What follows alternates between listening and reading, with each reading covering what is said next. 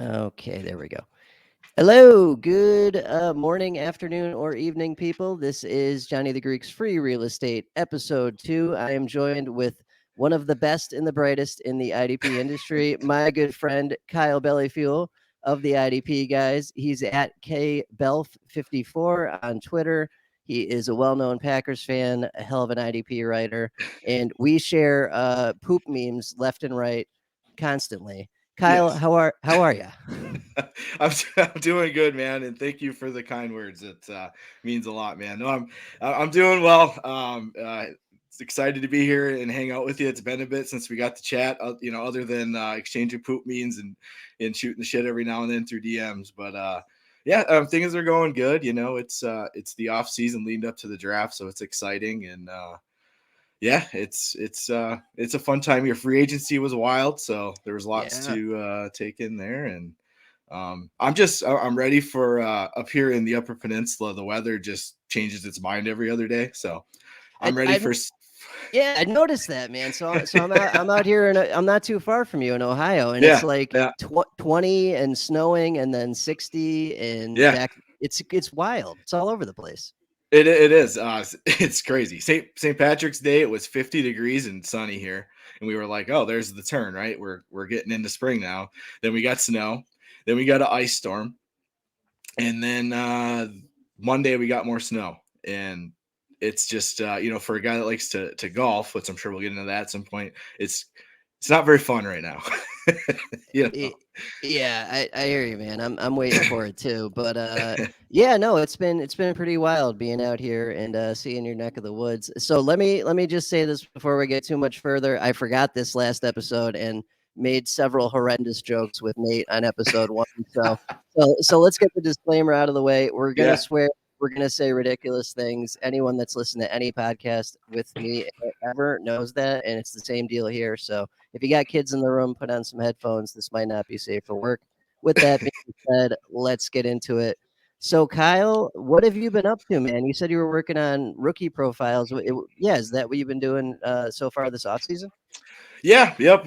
You were talking a little before the show. Once the season got done and the weekly in season content was over with, um, I took a break and said I'm not going to really write anything till after the Super Bowl. Just enjoy the playoffs and whatnot. And then after that, I started diving into the incoming rookie IDP class. Something I really enjoy. I mean, I'm no scout by any means, but I enjoy watching the players, and I watch a lot of college football during the season, and it's fun to go back and get to zero in on some guys and really get a feel for them as a player. So got into uh, got into the rookie tape and started with the linebackers and hit the edge class and the safety class. Kind of just made my way through it, and then we got the rookie mag going, and I think I got about 14 profiles in on that, and so that's kept me pretty busy. A little bit of ranking on that as well, and um, yeah, that's been a lot of fun. We got a great group there, with Nate steering the ship and Joey as well. Joey's been keeping us on task, and Faith with the editing, she does a great job. Has a ton of profiles to edit. And it's a really great group of really smart people, really good people from our staff and from the Dynasty Nerds with Evan and Jason and Joey, like I said, and a few other I think might be new writers that are giving it a shot. They're doing a really good job and a lot of fun. And I think the product's going to be really awesome when it's all said and done. So Oh, definitely, dude. I remember the first time you guys came out with that, and it's like holding a real magazine that you guys did. yeah, It's wild. It's it crazy. is. Yeah, it's awesome. I know, like when they come in the mail, I'm like a kid on Christmas, man. Because I remember, when I first got into fantasy football when I was just a teenager, that's what we did. I got in a league. My dad was in a league and it had an opening, and me and my buddies kind of slid in when they had openings, and we would go to town and get a magazine and go just sit down and go through it. What do you think about this guy? Like, and so now it's just so nostalgic to actually and awesome just to see something you wrote in a magazine. It's like full circle. It really is, man. I was the same way. I remember when the season Yeah. came, I'd get the magazine, I'd highlight the guys that I'd be Yeah. looking for and stuff like that. And Yeah. that's good stuff. So you're right. I haven't talked to you in a minute in the flesh. So first, let's start at the college title game first. So I mean, it makes sense once Bama lost like their fourth receiver or whatever it was Yeah. in a row. Yeah. I mean, it was a done deal for Georgia, but Alabama put up a hell of a fight in that game, no matter what. Who do you think? What'd you think of the title game, and who you got next year? Yeah, it was a really good title game. Like you said, Alabama, Jameson Williams gets hurt. He's such a difference maker, and he was getting chunk plays for him.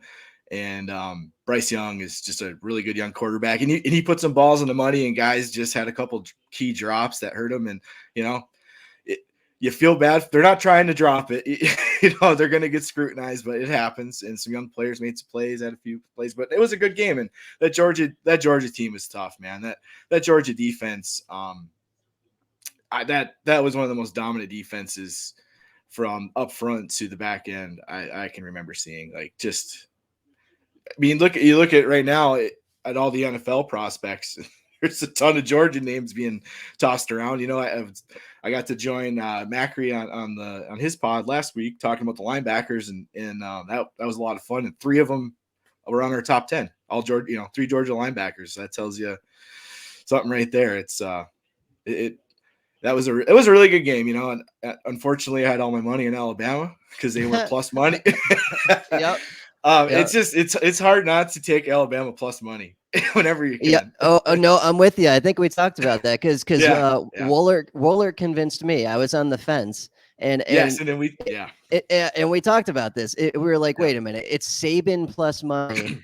Like, we got to do this, and didn't work out, but that's okay. But they're in a really good spot for next year, and Georgia is graduating a lot of guys, or sending a lot of guys to the NFL rather. So yeah, exactly. Bama will be back. That's for sure. Yeah. No, Bama will be back for sure, and they're going to be hungry. And I think Ohio State's going to be. I'm a Michigan fan. It hurts me to say it, but I think Ohio State's can be pretty damn good as well. They got their skill players are very good, and they get CJ Stroud back, and their defense is always tough. But yeah, Alabama will be back as well. There's a couple of teams I think you're going to see contending for sure. Yeah, what did you think of that? So Michigan finally broke through, got to the playoff, and I mean, man, it was not great. Like, it was, I took the points, talking betting wise, because it was plus 7.5, I believe, is what I got them at, and I'm like, a touchdown plus the hook, my home team, and after they got the Ohio State win, I thought, they turned the corner. That was a really, dominating win for that rivalry. That was big. Yeah, it was. Aiden Hutchinson was just unstoppable, and we ran the ball over him, and and I thought that was the turning. I obviously we had a good chance. We had a good season. There was a good chance we were going to make the playoffs, but I'm like, that's what you needed, was that big, huge win against your rival, who we haven't been able to beat in years. Right. And I knew Georgia was going to be tough, but I thought, we're ready, and man, that wasn't the fucking case at all. Oh man, it's so wild because Michigan was like, the best in the Big Ten easily, and really head and shoulders much better than everyone else in that conference. And the SEC is just that much better. It's crazy. Yeah. Although, I'm sure they would have beaten, a lot of other SEC teams, but Georgia or Alabama, I don't know if they could have. I don't know if they could have beaten Bama either. That was whew, crazy. Yeah, I'm not sure. I'm not sure either. Seeing how Georgia put it to us, and Bama found them pretty tough, shorthanded. I'm not sure would have been much of a difference. Georgia was just too much for them, and they didn't have their best game. That's not an excuse at all. They didn't. I don't think they played their best per se, but Georgia did look just too much for them. Yeah, no, good season though. It was good for them to get through. And then, man, I know you were not a fan of this. I mean, both our teams got just sniped by the 49ers immediately in the playoffs, and I was pulling for you guys. I am not a Niners fan. Being a lifelong Cowboys fan, I've Right. disliked the Niners since the early '90s. You know what I mean? So, I Yeah. I, I didn't want to see them beat Green Bay, and just the way that game went. What was it, like 17 total points or something? Or it Yeah. was it was it was low scoring. It was very low scoring. It was just a Right. weird game. Yeah, exactly. It was super weird. Yeah, we only put up 10 points. And yeah, 17-10, and the difference was the block punt. You know, it's all season. And it's not just one play, right? It's never just one play. There's plenty of things that led to not getting a drive to continue, or, you know, a lapse on defense that gives up a crucial first down or whatever. But the block punt, being a Green Bay fan and seeing the issues on special teams all year, you know, whether it's field goals and, you know, returns and punts and everything, and then to see that break our backs like we were worried about all year, and it just, that was hard to swallow. You know, at first we're all just pissed and we were speechless. And we all went to my buddy's house for the game and cooked a bunch of food, had a few beers and whatnot. And, you know, we're all just anxiously watching this game. And like when that block punt happened, it went silence to, you know, just F bombs Yeah, pretty quick. yeah, yeah. No, I But hear you, man. That's disappointing playoffs for a lot of people. I mean, it ended okay. I'm glad Stafford got his title, yes, I'm fine with and that. Yeah. yeah, and seeing Cincy there was a nice surprise. So Yes. you know, No, I agree. No, I mean, I've always had a ton of respect for Stafford when he was in. I've got to see him playing in Detroit. I've always had a ton of respect for him, and I'm happy to see him go get that ring. And yeah, the Bengals, that's a fun team. So, and it was unexpected. It's always cool to see something like that happen, right? A guy you've pulled for who you think deserves a ring or a shot at one, however you want to look at it, and then a young team that just kind of sneaks up on everybody and gets hot. And I was that was as excited without the Packers being there. That's as excited as I've been for a Super Bowl, just to flat out watch, other than my bets. You know? right, right, So right. that was fun. Yeah, no, that was definitely a good one. So obviously, a lifelong Packers fan for you. So how'd that start? Was that like a father to son thing, or how did you start watching football? Oh yeah, football. Yeah, I started watching football at a really young age. My dad's huge diehard Packers fan. My grandpa and grandma, who we lived next door to growing up, big time Packers fans. I mean, Sunday comes, everybody's wearing green and gold. You know, so football has been a big part of our family since I was young. And my dad actually coached at our high school for 20 years. So, um, yeah, football has been a big part of my life growing up. I've always been a fan, and something, whether it's Michigan games on Saturday or Packer games on Sunday or just football in general, or we're watching his high school tapes when he was coaching.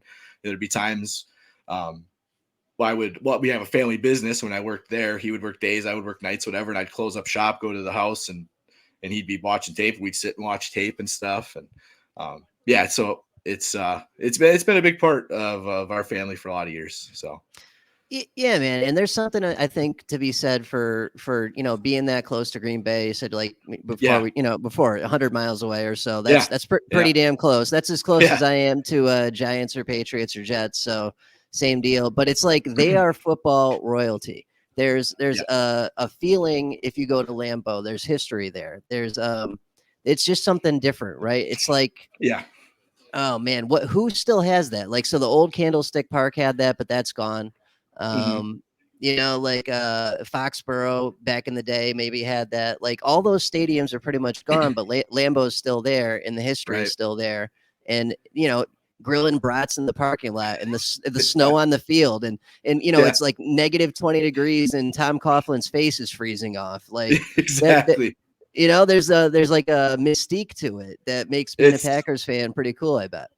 it is, and it is, and the atmosphere on Sundays. There's nothing like it, man. I've been to quite a few games, and I think I told this story way back when you had me on the old IDP guys show with you and Nate and Sean. One of my buddies, his older brother, is a friend of mine as well.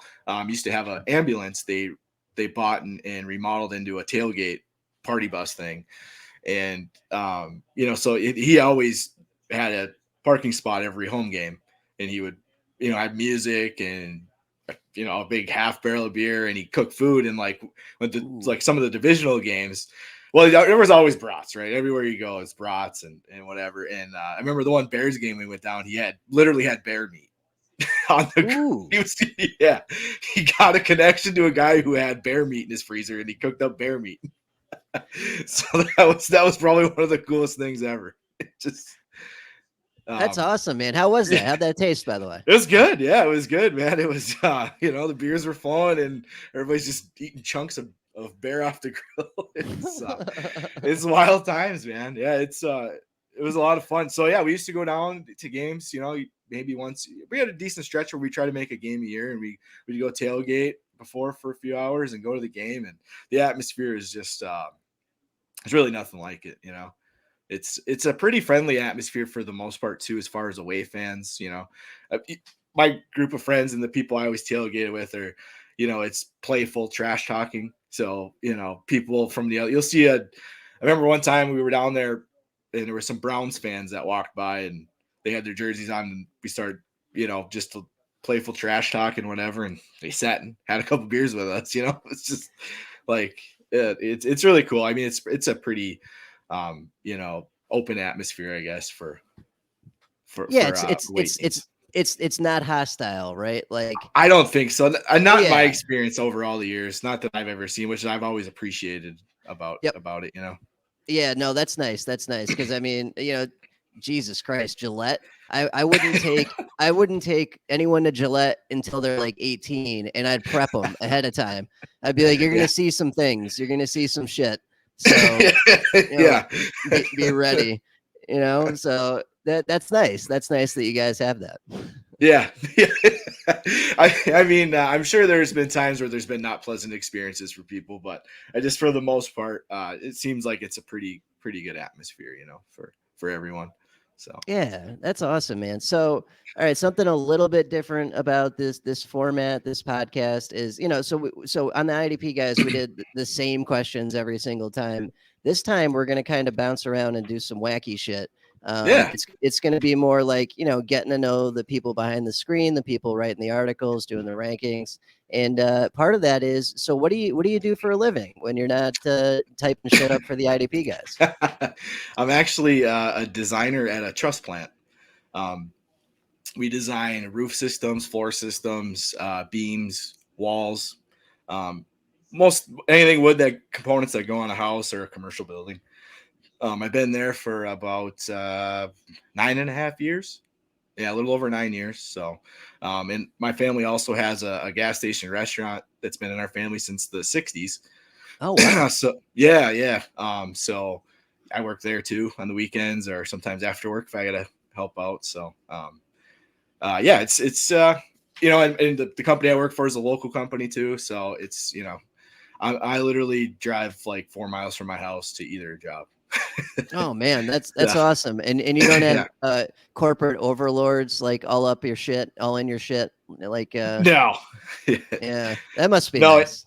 No, it is. Yeah, no, my boss he's a great guy to work for. And then my old man, it's for when I was younger, it was just me and him running the place. And then eventually when he's ready to slow down, it'll be me running the show that he's running here, but hopefully, as long as things keep going well, and but with the place, but yeah, no, it's pretty fortunate. It's two pretty laid back environments. So nice, man. It's nice for sure. That sounds pretty good. Pretty good. All right, so we're gonna jump around a little bit here. Back to the Packers real quick. So sure. Outlook for this season. I mean, Devontae is gone. That is not that's not great. That is not great. And Za'Darius. So what do you think, man? Is the window closing? Because I remember we talked about this when we did an interview last year. Might have been towards the end of IDP guys. We talked about the window was there. They needed to make the moves last year and do like what the Rams do, like go get everyone that can help you win a title and win the damn title. Yeah, absolutely. Yeah. I remember that conversation. I completely agree. Like that was the window was closing, and those moves are the ones that had to be made. I'm not sure what to think right now, to be honest. When my thought process was when the Rodgers deal got done, that the Devontae situation was going to get figured out right after. And well, shit, it did get figured out, just not the way I thought it would go. I thought, I knew everybody and their brother knew that he wasn't going to play on the tag, right? He's 29. He's got to get that bag for the last time. He's not going to play a tag. I get it. So I thought, okay, they get the Rodgers deal done. They tell him, like, I figure they're telling him, here's the plan. We're going to give Devontae the 3-4 year deal which will basically be maybe like a 2-year deal with big money up front, whatever. And that's what I thought was the next thing. And that was not the case at all. So, and before that, I'm sitting there wondering, I'm like, okay, we brought Devondre Campbell back. Huge part of our team.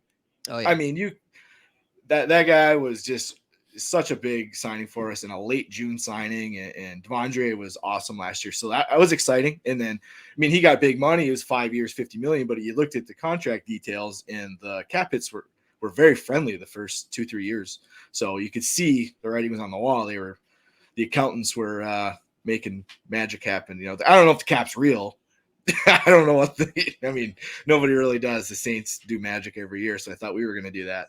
And then we bring Rasul Douglas back. I was excited about that. Yes, that was nice. Yep. And then, I think it was St. Patty's Day when Devontae Adams trade went down, right? Because it was because we were sitting at my buddy's bar. One of my good friend's birthday is the day before St. Patty's Day, and he happens to be Irish. So we usually go, have a few Irish car bombs and some Guinness. And we're all sitting there shooting the shit at the bar, shooting Irish car bombs and having a beer. And then all of a sudden our phones, the push notifications start coming through, and everybody that took over about a half hour of our time. Man. But not to get on a whole tangent, but I don't know what the plan is. I would think we would draft somebody, but I also know that you have to have Aaron Rodgers' trust for it to work. And is a young guy going to get his trust? I mean, Aaron Rodgers will cut his own family off. He'll sure as hell cut off a rookie wide receiver.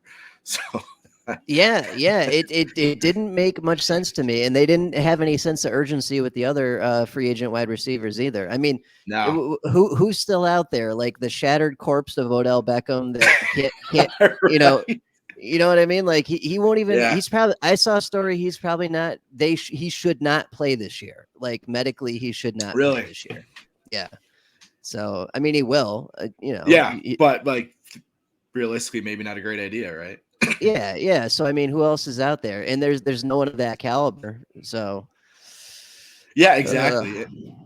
And the names, there was at the time there was a few out there, like whether it was Juju Smith-Schuster or whoever. You thought, well, there's a guy who's likely going to get a 1-year prove-it deal. Maybe Green Bay was going to do something like that when he signs with Kansas City, and then Brandon Cook's name came up as a possible trade guy, and then he just re-signed with the Texans, I believe. So, maybe, then the whole Seattle situation, me and my buddies were talking, well, maybe we make a move for Lockett, or, if they are willing to part with DK at a reasonable price, maybe that happens, since Seattle's they're rebuilding now, the way things sit. So that was kind of my train of thought, was they were going to make a move for a player, veteran player that they thought would fit, that Rodgers gave him the old, go ahead and do it, guys. I'm down. But at this point, nothing's happened, and I don't know what to think. Yeah, no, I hear you, man. There's still time. But right. But yeah, I don't know. It's weird. Like they went through all the trouble to get Rodgers back, and if you're not going to give him the firepower, what's the point? So I don't know. That's so well said. That's how I feel. I don't get it. It just doesn't make sense. Yeah, we'll see though. Plenty of time. Yeah, absolutely. It's early. So you mentioned this earlier, that your dad was the high school football coach. Did you play in high school? Yeah. Yep. Yeah. All 4 years. Yeah. Nice. What position was that? So my freshman year on the JV, I was a fullback and a defensive end. We played 11 man, and we only had like 15, 16, 17 guys on the team. So we had to play both ways. We didn't get any breaks. Yeah. So my freshman year, I played fullback about half the year, and then I got moved in the offensive line at some point, and then I stayed on offense. I pretty much played every spot of the offensive line. Spent a lot of time at guard, spent a lot of time at tackle. We kind of had to move because a small school, you don't have a ton of size, and me and one of my good buddies would stack on one side. But even knew where the ball was going. We had a really good center. One of my other good friends, he was solid. And one of my other buddies was a big farmer. He was the strongest person I've ever met in my life, Nice. Yeah, so we would kind of stack one side. And then on defense, I think my sophomore year, I started playing middle linebacker, and that stuck the rest of my career. And that was my favorite by far. And that's probably what got me into defense so much. That's awesome, man. I'm going to tweak this question a little bit for you. So do you have a good story from high school football? A quick good story from any of your high school football games? Yeah. First one that comes to mind is, it wasn't great for me at the time, but we actually picked up a game. We picked up a game down in Green Bay, a team's, we usually don't go that far to play. We travel that far, but in the UP and Upper Peninsula, we don't go to Green Bay or Wisconsin to play. But a team's homecoming, the team canceled on them, and they had an open date. We had an open date, and somehow the paths crossed. So anyway, we go down there to play, short notice, which fine, whatever. Everybody just wants to play. And they ran a screenplay, and I was chasing it down. I was playing linebacker, and I just took off with tunnel vision, and they ran a screenplay with a crackback block. Ooh. I got absolutely destroyed by their tight end. I got knocked out cold. And I went in the air, and I was in high school. I was probably 6'1", 230-ish, not small. And this kid was just a short, stocky muscle machine, dude. He just lit me up. I ended up out cold, and I slid right to my dad's feet. Oh, yeah, out cold. He was just I was just laying there, and he was tapping me on the helmet, and he's like, Kyle, he's like, you all right? And I'm like, yeah, I think so. I was so out of it, You all right? I think so. He's like, well, if you want to keep playing, you're probably gonna have to get up because the trainer's walking over. I'm like, all right. So I got up, and there wasn't much of a concussion protocol back then. Sure. This is, and the trainer comes over, son, you all right? And I was like, yeah. And he gives me a thumbs up. So I gave him a good old thumbs up back, and he gave me a pat on the shoulder pads, and I went back out. Oh my God, man. Yeah. Yeah, me and my dad still laugh about that. I go, I was out. Hey, he goes, yeah, you weren't saying much there for about 5-10 seconds. It was a clean play on that kid's part. Just, it wasn't dirty at all. It was just a clean crackback block.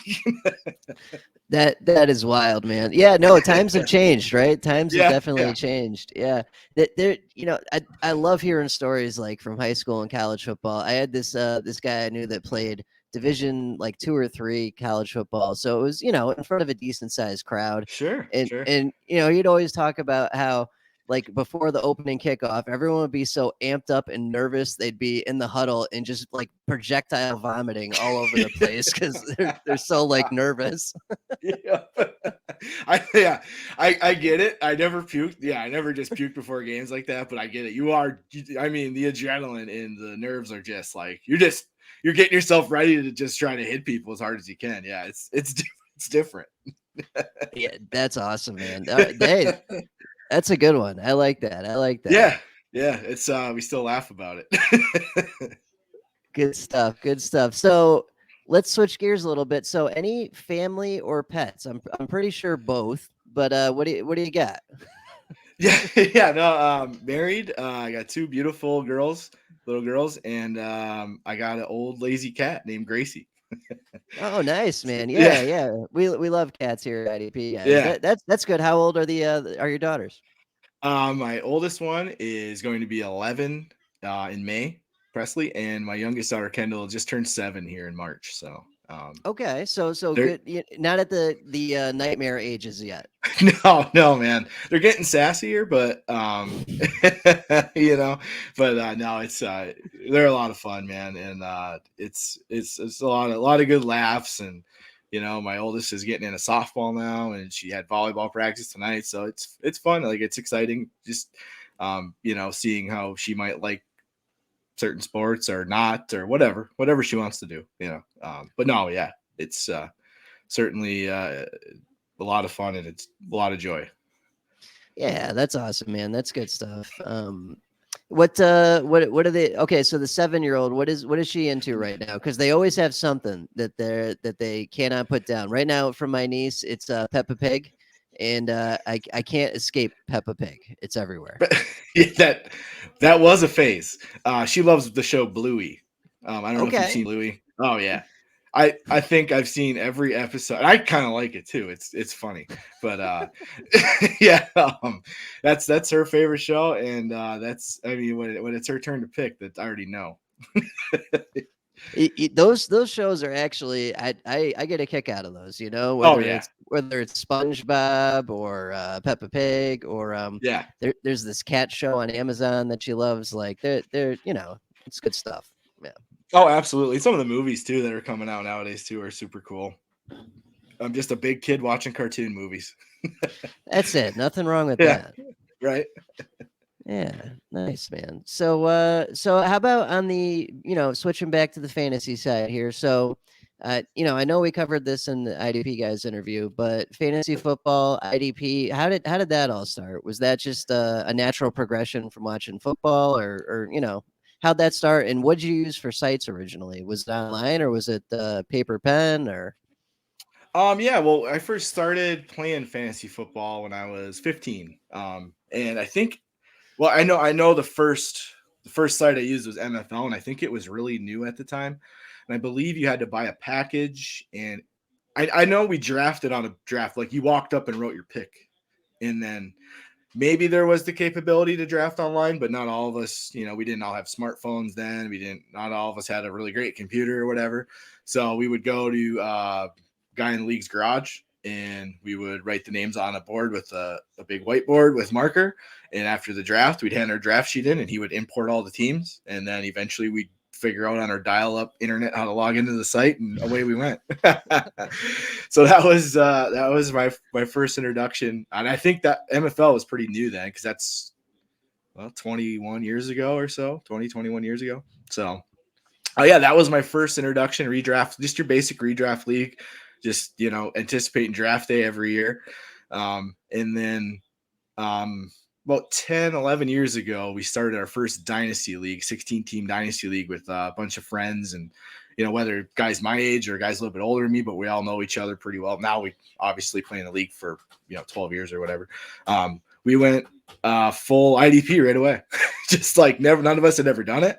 And then we just dove in, and it was just trial by fire. And once once we got the bug there, like, for me there was no turning back. Like, playing both sides of the ball I knew that this was something I wanted to just really get into, and learn the positions better, like how they correlate against each other, where your best, you want to use most of your draft capital as far as like invest into this position more in your draft, and you can find more of these guys on the waiver wire, all that, like you did in the offense for the 10 years before that, like now just on the other side. So I guess yeah, once I got the itch, that was it.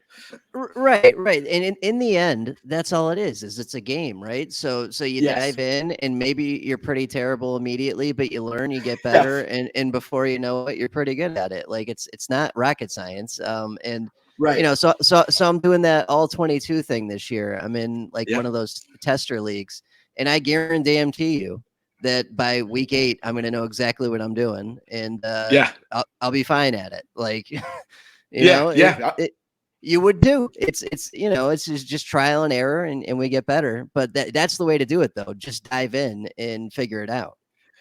No, exactly. Yeah, and I'm in the one all 22 league with you there, and I know the one day we were talking about it, and it's like we were just like, it's exciting to learn something new, and like you said, we'll probably suck at first, but yeah, eventually we'll figure it out and get better, and it's exciting to me to learn something new, Yeah. You always got to be moving forward, or Yes. you're not learning anything, not getting any better. Yeah. Yeah, absolutely.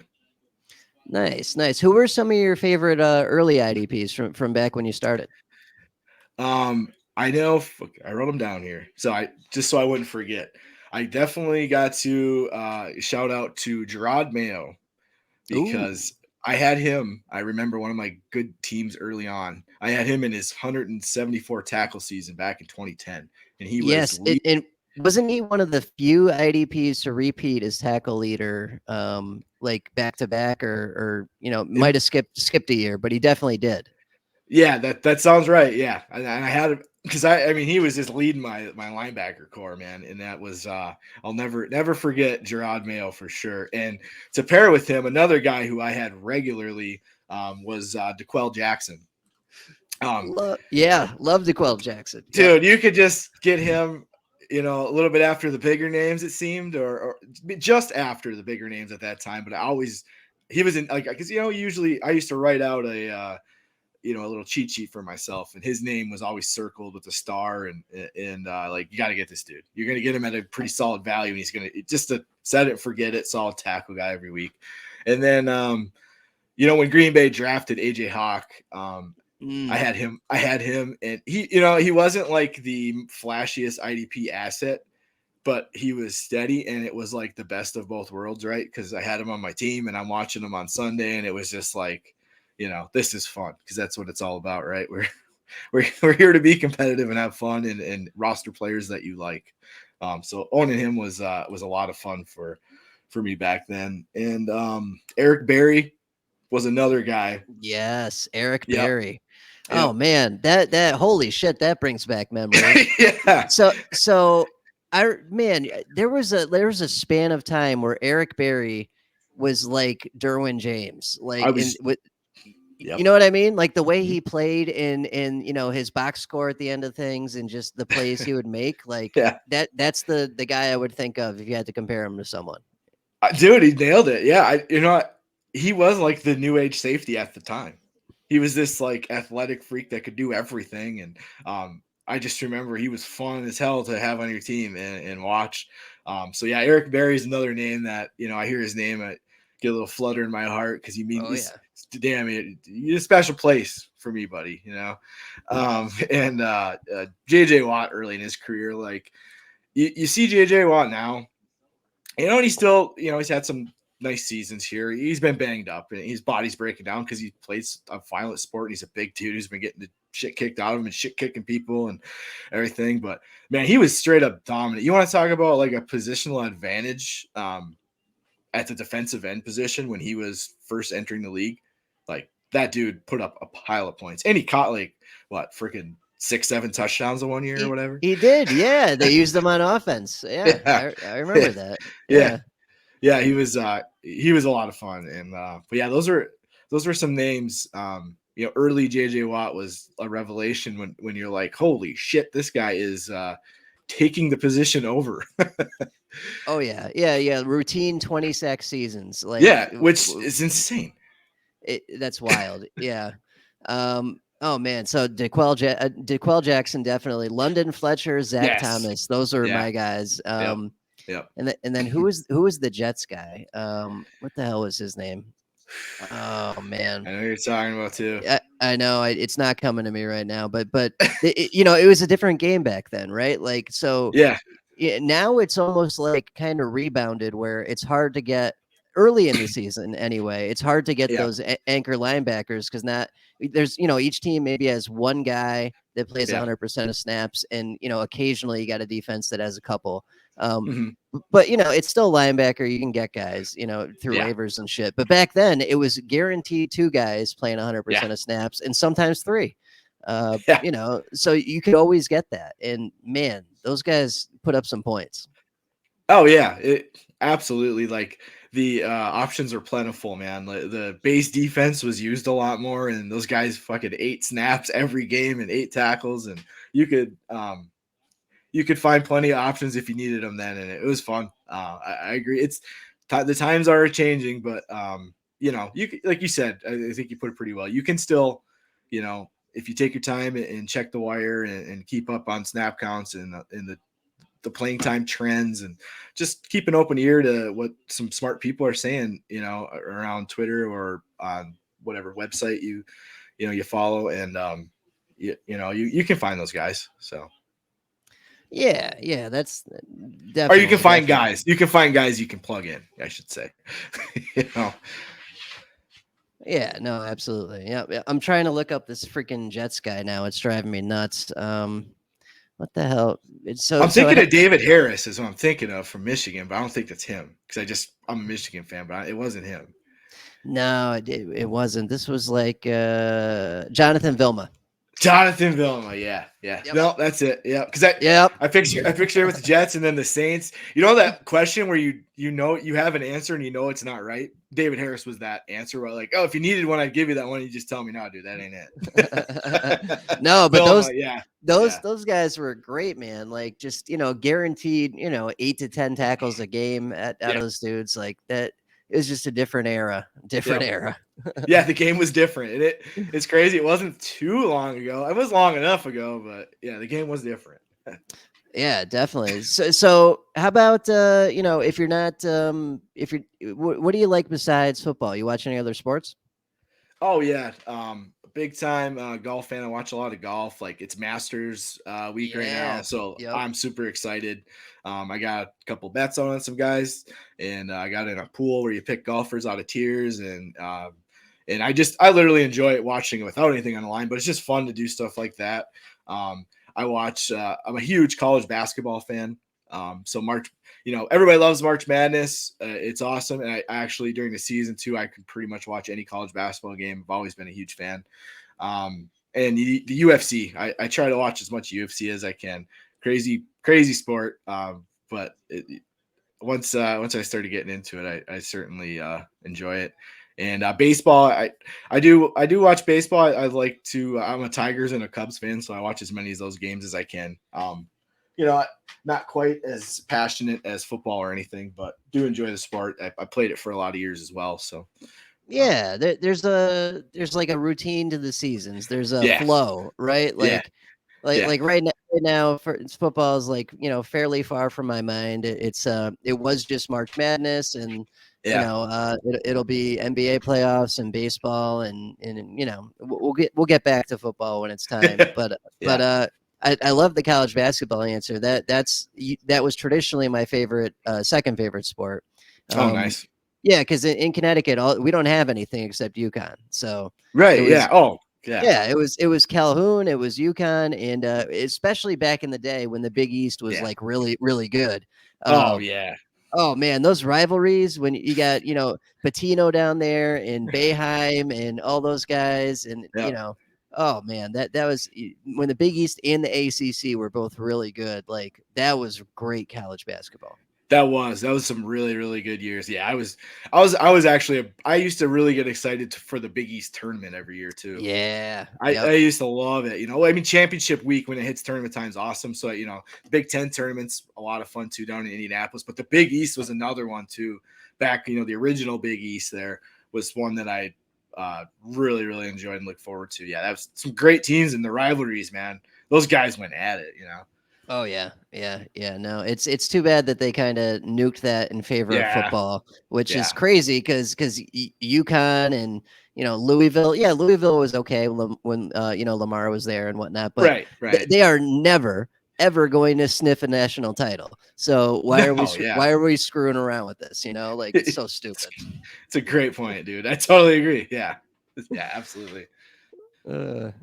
All right. Love that. Good stuff right there. What about okay, so you mentioned you like playing golf. What else for hobbies besides writing and ranking and playing golf and stuff like that? I'm a big music fan. My dad's been a musician. He still plays in bands. Well, he's been a musician. He is a musician, still plays in bands. So I'm a big music fan. I play bass guitar. I have since I was about 12 or so. Played in a heavy metal rock cover band for about 7-8 years in my early 20s. Had a lot of fun doing that. So music's a pretty big part of my life. I go to concerts every now and then. Not as much as I used to, but certainly, music's a big part of my days and stuff. Whether it's at work listening or checking out new stuff. And I like to play cards. I like to play poker. I like to play cribbage. I like to play euchre. A lot of our get-togethers when we, whether it's for a game or we just get together on a weekend, everybody goes to somebody's house, bring the kids over, we sit around, shoot the shit, play cards. That's golf, cards, and music are probably my main hobbies. And maybe whatever my daughter gets into, she likes softball or volleyball or whatever. I guess that'll be some hobbies as well. Oh, that's awesome, man. Hey, there's nothing wrong with that, right? Like we're Right, absolutely not. Yeah. we're not 18 anymore. Like No. I'm okay with the slowed down life these days. Yeah, absolutely. Same here, brother. Same here. Good shit. Good shit. So how'd you get into the writing, the ranking, the IDP guys stuff? I mean, so I remember I tried to tempt you to the dark side, but before that, how did you decide that you wanted to do that stuff? Oh yeah. Well, we had talked previously here a little bit ago about how I got into IDP and really liked it and got deeper into the strategy and players and whatnot. And like was it 2018? I got into the Scott Fish Bowl, and that's when I created a Twitter account too. I wasn't on Twitter before that or anything. So I got in the Scott Fish Bowl, got put in a league with some other fans, and some pretty big name analysts, and there was an actor too. I got a celebrity in my division too. Oh wow! From Psych, the main character. Oh my god, I'm having a brain fart. Psych. What the hell is Psych? The show Psych. Oh god. I don't think I ever seen that. Yeah. Anyway, yeah, I can. No, there definitely are actors in there though. I've seen it. James Roday. Yeah. Sorry, James Roday. Okay. Yeah, nice. So, yeah. Sorry, I had a brain fart. Yeah. Anyway, yeah. So I got a division with a celebrity, luckily, and a couple big analysts.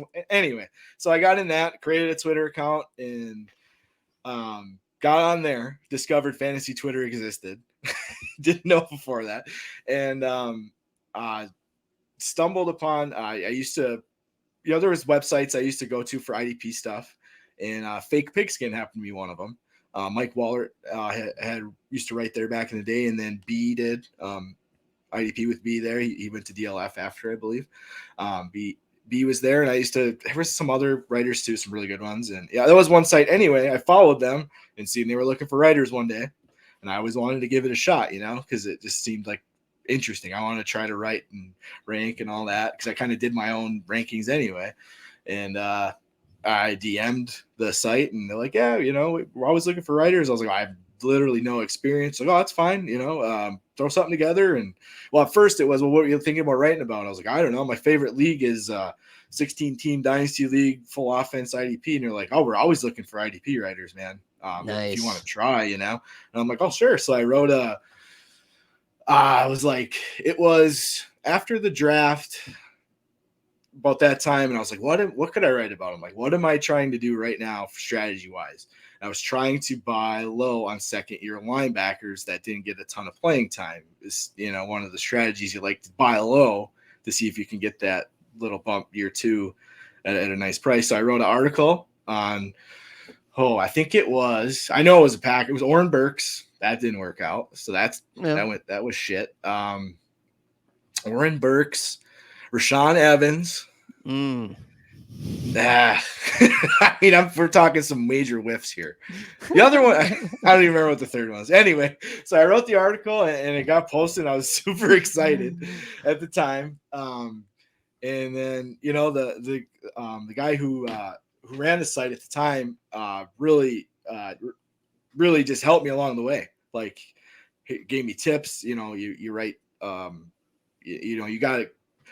You got a good base of your writing. You just got a lot of passive voice, or you need some more transition words, like tips, try this.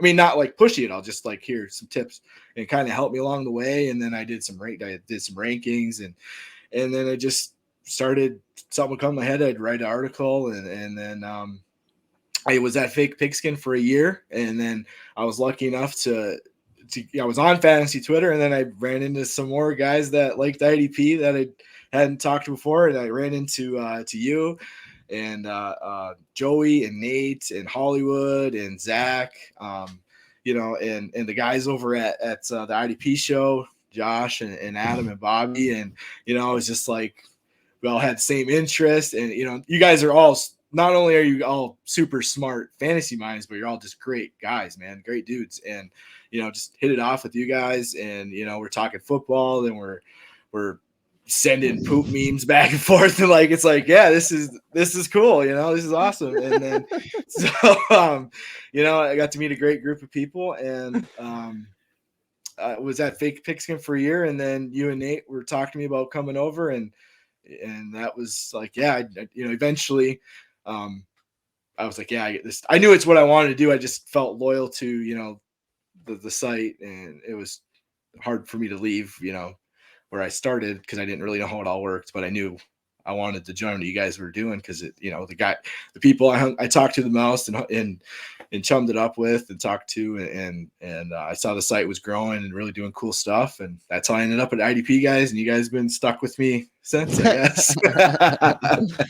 No, that's awesome, man. Yeah, and that stuff happens, but we're all working towards the same goal, though, right? Like, we're Yeah. all just trying to grow IDP a little bit and help the Yeah. people that want to win. That's what we're supposed to be doing. We're not trying to engagement farm our way to 10,000 Right. people following us. It's supposed to be for the people that help you win. I still have a folder that is screenshots and texts and DMs from Yeah. people I help win, to remind me, like, this is what you're doing it for. Like, Yeah. No, and honestly, that's awesome. And that, when you say, you always talk about that, like, if you writing about somebody, one person in your, whether it's the Monster article or this, and you're like, maybe that guy's too obvious of a pick for a sleeper or whatever. But if that helps one person, it's worth it. And that really resonated with me, and it changed kind of how I did the waiver article, because I play in a lot of deep roster leagues, and I'm always looking at the guys at the bottom of the roster who could do something or getting a few snaps or whatever.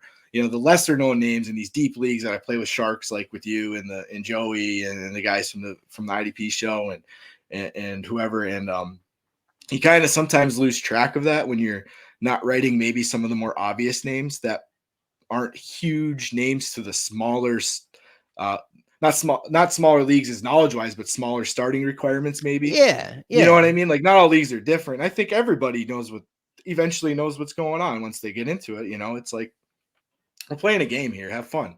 But some league structures are different, so there might be bigger names sitting on their waiver wire. So it's like, yeah, maybe I should write this guy up, because if one person's like, oh, I didn't realize so and so was on the waiver wire and was a pretty good player, and they pick him up and it helps them, it's worth it.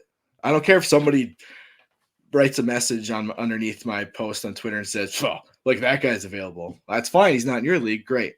But if one person picks him up and it helps him, and I've had DMs where that's happened, that's what it's all about. Like, if I can't help anybody who plays, get some kind of advantage to help their team, then I'm not what am I writing for? Right. No, that's the point, man. Yeah, we just put it out there, and whatever can help them helps them. And Yeah. the more we put out there, statistically, the better chance we have of helping someone, win their league. Yeah. And yeah. That's, I always that always resonated with me when you say that. It's like, that's what it's all about. And I don't know everything. I'm not that smart. You know what I mean? Like, I do my best to get the most likeliest outcome of a player maybe getting playing time. But man, I'm just a guy who enjoys the game. Likes to write about it as a hobby. Right. It's not that serious. Yeah. Yeah. People. Yeah. Yeah, it can get crazy. We'll get into that later. That's on the list. I added a question, on that list after the Nate interview. But all right, shifting gears real quick. So, favorite, maybe like few each. Favorite movies and TV shows all time. Okay, I would say this is a general perspective. I guess is pretty much anything Marvel I'll watch. Oh yeah, and enjoy. These movies, I wrote 4 movies here that I know I've watched a million times and watch anytime they come on. And one is Goodfellas, classic. Gangs of New York with Leonardo DiCaprio and Daniel Day-Lewis. That movie, I just love that movie. The Departed, another Leo movie. I guess I should just get a Leo tattoo right over my heart. And the Big Lebowski. That one, it's still funny to me. I know maybe it's not for everybody, but it's still funny to me. And favorite TV shows, Breaking Bad for sure. I love the show Ozark on Netflix. That show, when it releases, I binge the shit out of it. And absolutely love that show. And then some old classics, Seinfeld. I've seen every episode at least 5 times. The Office and The Sopranos. Nice. Yeah. Yeah, that's a solid list right there. Yeah, yeah. Yeah, Good man. stuff, man. Good variety. Yeah, yeah, you would love this. We got a restaurant near us in Connecticut that's it's literally called Goodfellas, and Awesome. so it's designed after the restaurant that the guy gets his the two dudes get shot in the face in Godfather 1 with the white and Yeah. black tile on the floor and Yeah. the tablecloths and nice Italian food. So that's the design. It's classic Italian cooking, and on all the TVs they've got mafia movies playing in the background. So what you get Oh with my that God. is it's great. It's incredible. What you get with that is this weird mixture where you're this like 70-year-old, husband and wife eating their veal parm, and above them on the TV, someone's getting fucking beat to death with a brick, and there's like blood flying everywhere, and they're like, "Fuck you, motherfucker! I'll fucking kill you." And I'm just like, what is this place? What is this? Everybody just casually dying while there's a fucking bloodshed on the TV. It's because they're not pulling punches. They're putting Goodfellas. They're putting Casino up there. Unedited. It's the DVD. It's not the TNT version. It's the DVD. Dude, that is amazing. That's worth the trip alone. It sounds like. It's for me. It's an experience. It's really good. It's amazing. That is amazing. All right. Hey, that's a good list. That's a good list. All right. So switching back to IDP, I like to go back and forth here. So who are some maybe some sleepers you're banging the drum for this year, and then rookie wise, I got a question on that too. So Sure. Thibodeau, Hutchinson, those guys, where would you put them compared to like Chase Young, Nick Bosa? Would you put them in that level or just behind it, or what do you think? You may start with the rookies. Yeah, sure. Let's start there and then some sleepers. Thibodeau, Hutchinson compared to the Bosa Bros and Chase Young. Oh man, I think Chase Young.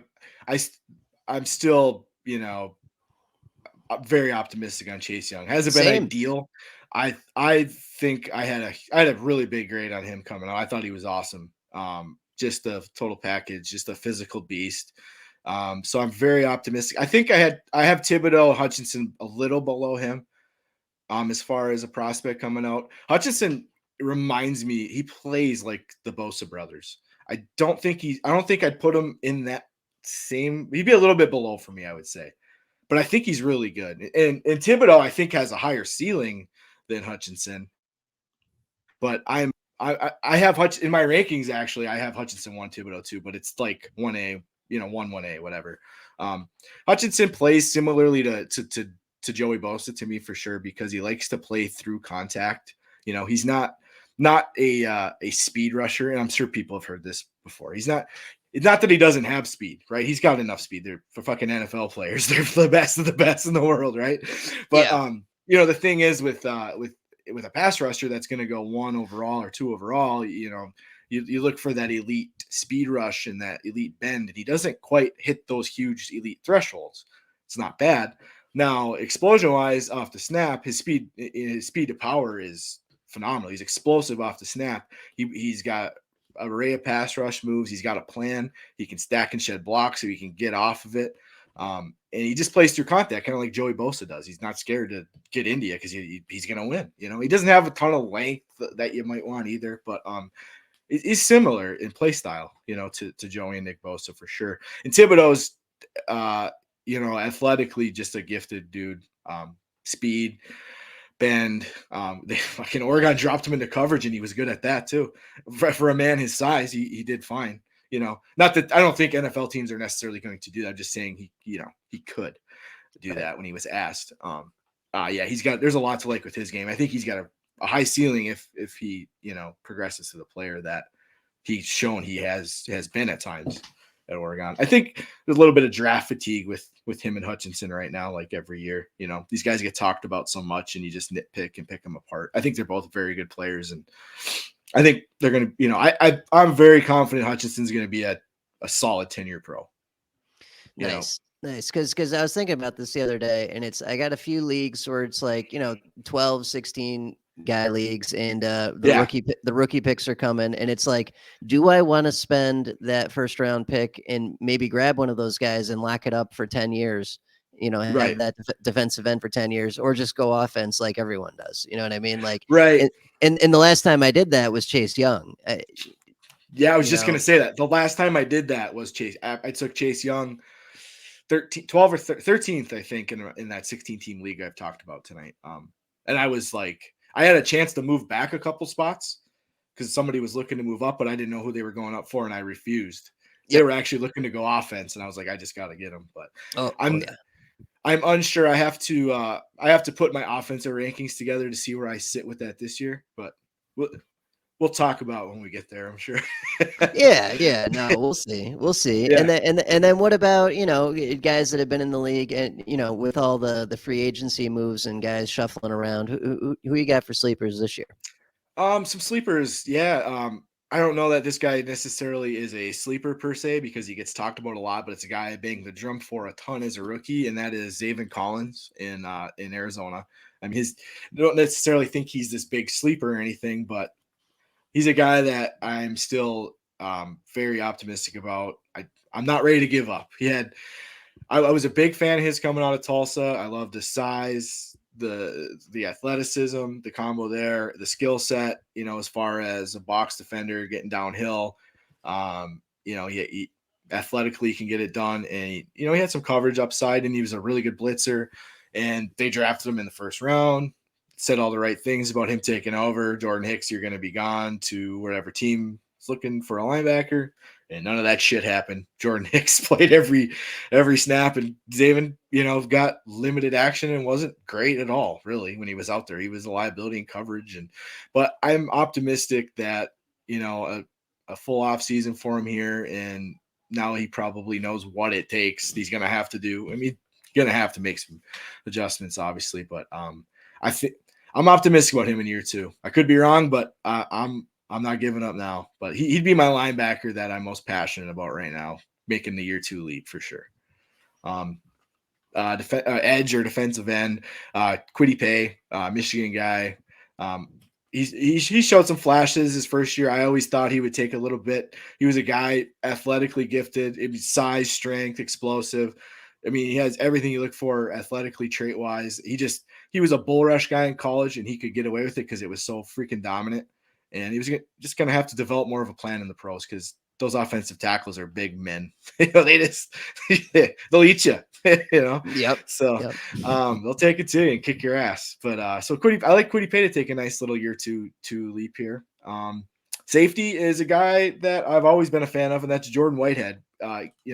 He's getting a new opportunity with the Jets. I was a fan of his coming out of Pitt. He's not an overly big guy for a safety, but he's feisty as hell, and he's scrappy, and he plays a good mix of box and slot snaps compared to just sitting back at free safety. He was utilized ideally for a guy of his size, enough box snaps and slot snaps for, conducive for IDP production. And I like him getting the chance with a new team here in the Jets. So he's one of those Johnny the Greek mouse click guys I think you could get late in your drafts, man. Yeah.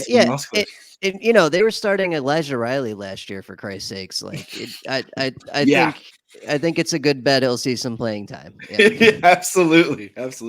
Defensive tackle is another, not necessarily maybe a sleeper, but Christian Barmore. He was just a beast at Alabama. I mean, and he had a really quietly a nice rookie season for New England. And I think, he's going to build off that. And I think he could be a really big time defensive tackle this year for IDP and NFL and IDPGuys. So excited for him. Nice. Yeah, no, those are some good ones. I like all those. That sounds pretty good. If you had to do so I think Mount Rushmore has 4 faces on it. So you give me your Mount Rushmore all-time IDP greats. My all-time great. So I got linebackers, Luke Kuechly. Yep. I mean, that was just, an easy pick. Another easy pick, Aaron Donald, defensive tackle. Oh yeah. Yeah, another one chalk. These are chalky, but these guys are. Who else are you gonna pick as far as my time playing IDP? These guys are so dominant at their respective positions. Defensive ends, JJ Watt, like we were talking about earlier, he came in and took the league by storm. 20 sack seasons consecutively are Oof. just unheard of, right? Right. Catching touchdowns and shit too, unbelievable. And safety, safety is a guy. Well, I'll just say what it is. Harrison Smith for me. I love that. I love that. Yeah, and it's because he's been so productive. I believe he had a 100 tackle season as a rookie when he came in, and he's just been the most productive guy year in and year out. And and it seems like these past few years you could get him. He used to be valued pretty high for a while, and he always returned the value because he was just weekly, just a really high floor safety tackle floor, and now he just sits at the bottom of these drafts for value because he's old. It's insane. It's insane. And the year before last, I know I was shoveling some dirt on him because he had a down year, and it was like, maybe this is the end. And then last year, it was not the end. Holy shit! Did he have a good year? Yeah, yeah. No, dude, and that is an excellent point. I agree. I was kind of the same way, and that's what kind of made him probably pop my head the most because I thought it was over, and then. Listen up. I ain't fucking done yet. Yeah. No, he came back in a big way last year. Yeah. I love that. Yeah, no, that's a really solid Mount Rushmore. I like that right there. So thanks, man. let's rapid fire your ones for the year. So if you had to, stupid early prediction, who would you take? Inside linebacker one. Who you got this year? I got Roquan Smith. Okay, that Nate also said that. I've also said that, so that makes sense. How about pass rush linebacker, outside linebacker? I have TJ Watt count there. Yep, that's also we all said that. Yep, very chalky. What about defensive end one? Another chalky, Nick Bosa. Okay, Nate said Garrett. I am. I'm.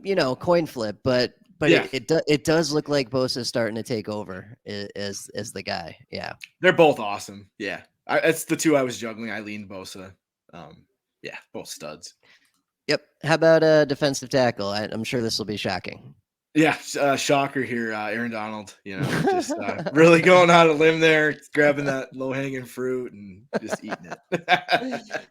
That's all right. Hey, until he retires, he's the guy. So yeah. I don't want him to show up my house and whoop my ass if I don't put him as my DT1. I feel you. I feel you. What about safety though? We've gotten some different answers on safety. I'm a Derwin guy, so I went with Derwin. Nice. You can't argue with that. Yeah. I love his game. He's just so much fun to watch, and I want a healthy Derwin from here on out because it's good for the game. And it's good for IDP. It really is. What about a corner? This is a tough one. Corner. Who are you taking at corner? I feel like it's kind of chalky. I went with Kenny Moore. I just love Kenny Moore. I know Eberflus is gone and whatnot, but Kenny Moore is just so damn good. You know what? I think that is a great answer, right? So a lot of people are going to overcorrect and go Trayvon this year, but in the best balls and the startups I've been doing the last couple of months, like Marlon Humphreys dropped off the face of the planet. People forgot about him. Like I've been taking Marlon Humphrey, AJ Terrell, Kendall Fuller. Kenny Moore if I can get him, but enough people know that Kenny Moore is excellent year in and year out, that he's going like right behind Trayvon basically. So that's his consistency at corner is like ridiculous. It is, dude. It absolutely is. He's so damn good. Nice. Yeah. Okay. Those are great answers. How about a curveball? So what is something hard you've overcome in your life, and what did it teach you? So something hard I've overcome in my life, and this didn't hit me until a little later in life, is anxiety. It hit me in my kind of mid to late 20s. I started to feel, it wasn't all the time, but I started to feel a little different, I guess you could say, off. Not completely, I was still functioning okay or everything, but just felt off, and had a panic attack and out of nowhere one time. Didn't know what the hell was going on or what it was, and felt off for a few days after, and And that's when I found out, like, something I'm going to deal with from here on out. I never had it earlier in life. Like I said, it came to me later in life. And, it's not all the time, but some days you just wake up and feel a little off. And it's something, I don't know, maybe it was getting older and life was changing and there's different pressures, whether it's work or family, whatever. And I didn't realize, maybe it was weighing on me a little bit. I don't know. I still really don't know. It just showed up one day, and now it's something that I deal with. And sometimes it's week to week, or maybe a few days. But just got to learn to concentrate on what's important in life, and make sure your mind's in the right place. And I think, as far as what it's taught me, is it's important to focus on the things that really matter. And I guess fade the noise, as they say, or whatever, whatever that may be in your situation. And it's probably, it can be something that's hard to deal with, and I'm sure some people struggle with it more deeply than I do, for certain dude, it's fucking everywhere. Are you kidding me? So I'm out here opening an addiction clinic, basically in-home addiction clinic in Ohio, and our waiting list for therapists is 3 months minimum right now. Wow. Yeah. To get a single visit, one visit. Yeah. So it's everyone. Between the pandemic, World War fucking 3 is right around the corner. Yeah, it's tough. It's tough, man, and everyone deals with it in their own way. A lot of people just drink themselves stupid. Like, I see that all the time. Like, that used to be me, right? Like, well-known alcoholic drug addict here in recovery for 6 years now. But it's like, that's how I dealt with it. And you gotta, whatever it is for you, you gotta find a way to figure it out, because we're all gonna have those feelings. And it's like, that's a good question. What do you do to get through that? So, like, I exercise. I get my mind off it. I go to therapy. I could give a flying fuck if anyone knows that. Like, it's what works for me, and it keeps me happy and healthy. And I think that's awesome, man, because I think that is huge. Like, you should not be, feel ashamed that you go to therapy, whatever it is you do. Like, whatever you need to do to make you feel better or help you get through something, like, it's important. And, like, that's a sign of a strong person in my mind, that's openly taking the initiative to do whatever they need to do to feel better.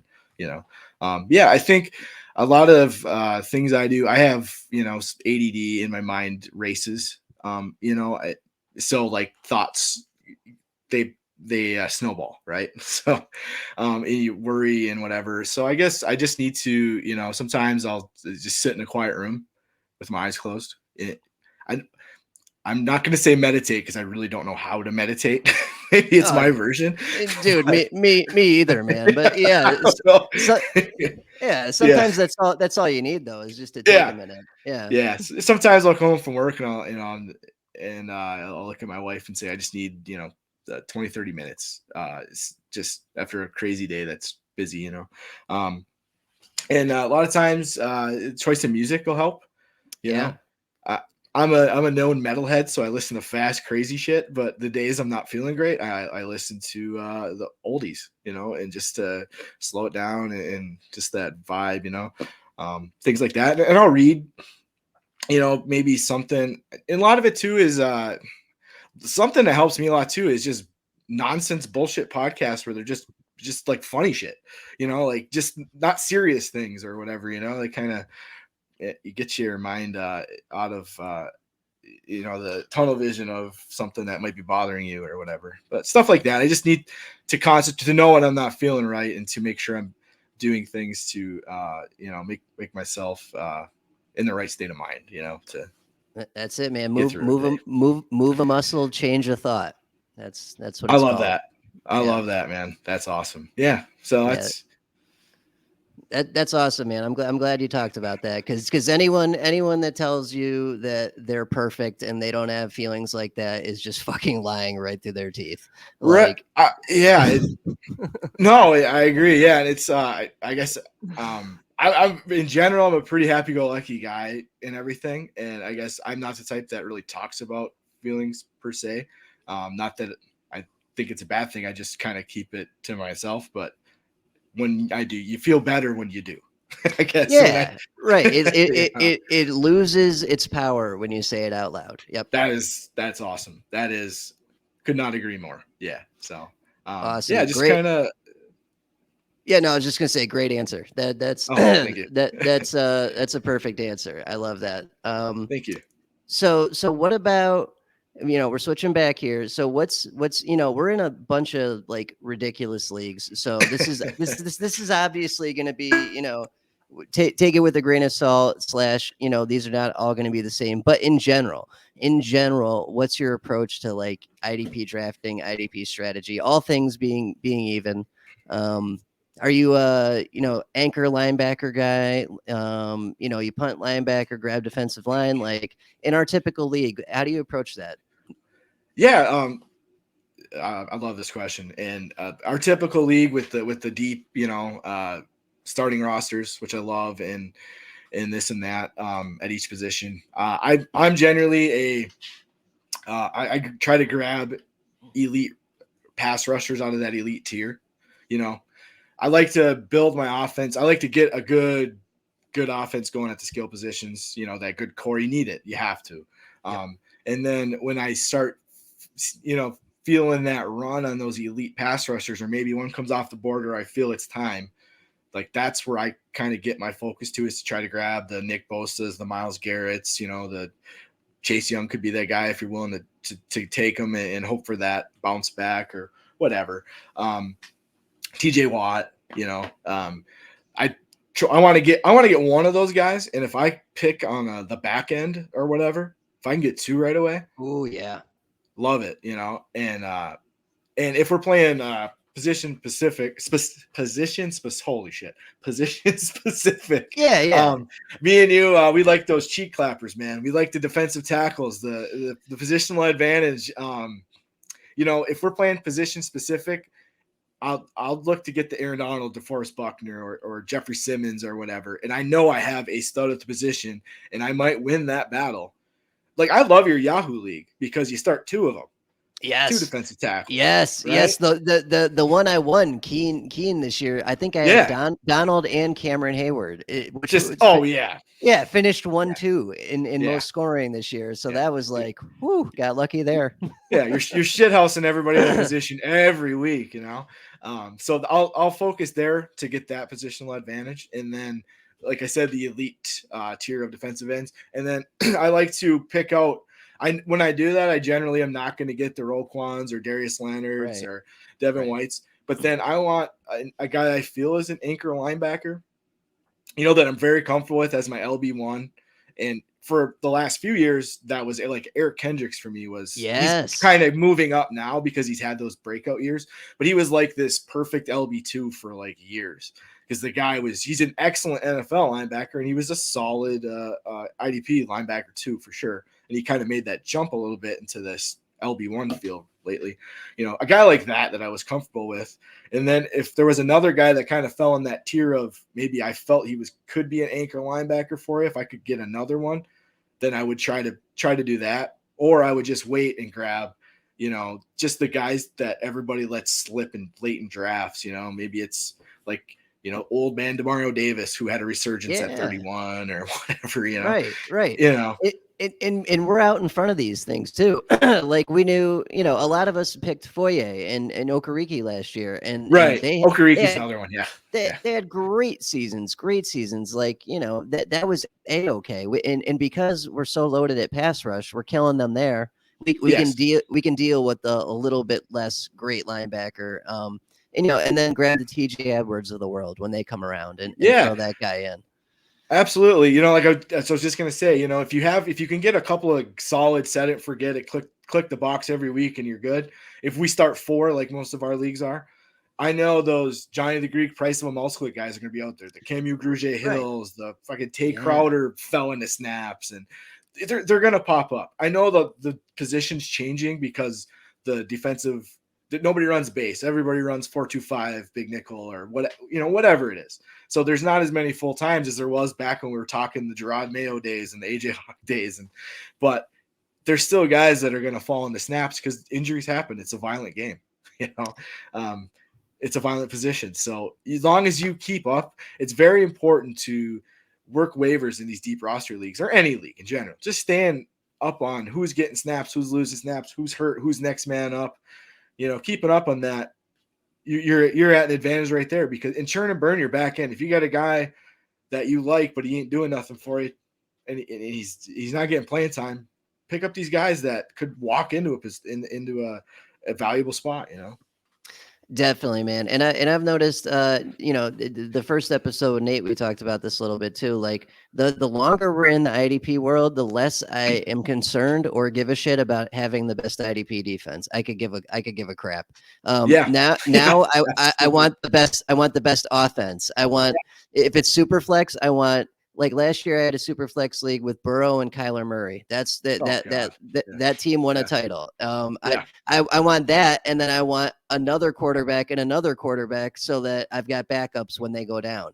I want depth on offense. I want an okay defense that I can tweak over the course of the season to make it better. And because I'm streaming corner, I'm going to make up points on you because you're not you, but most people. I get it. Yeah. You know what I mean? Like, I appreciate that, but yeah, no, you understand the art form, but we've got ways we can tweak things to make up for, not going all the way in on our IDP, and our offense is that much better because of that.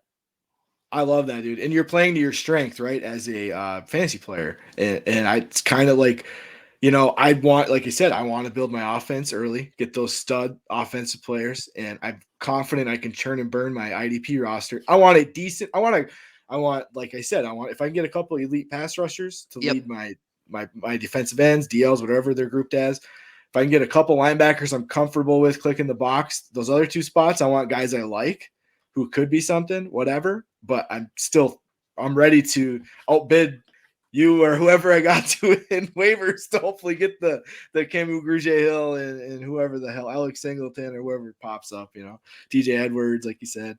You got to draft to your strengths. And I really like the what you said about you don't need to have the best IDP defense. You don't give a shit. And I like that because that's playing to your strength. You're building your offense because you can work your defense to what is a winning formula for your team, and your strengths. It's awesome. Yeah, man. Yeah, it's and that's I think that's a sign too that like we're still making progress. We're still getting better at this each year. Like as we come up with these things, right? Like that's always good stuff because if we're stagnant and we're not getting any better, then we're not going to win as much. So yeah, absolutely, totally agree, man. Yeah, love that. All right, so how about this? If you won the Lotto tomorrow, what would you do the rest of your life? I would right away. I typed out an answer to this. Like I said, I to keep myself on track. I would build a cabin out in the woods with a lake, and I'd build a golf course around it. Ooh, and I would just chill, man. Have that big covered porch, sit out on the deck and relax, go swimming, whatever, and hit the links. Oh, I don't care. I don't care what I shoot. It's still, even when I golf now, I don't. Just enjoy it, Oh, that sounds great. That's the best answer I've gotten to that, I think, ever. Yeah, that's good. My idea was, I know Z-Mags would like this, is just to adopt a bunch of cats and buy like a mansion and turn it into like a giant cat house. I love it. Basically. Dude, those critters are so fun though. Yeah, I like that. They're a riot.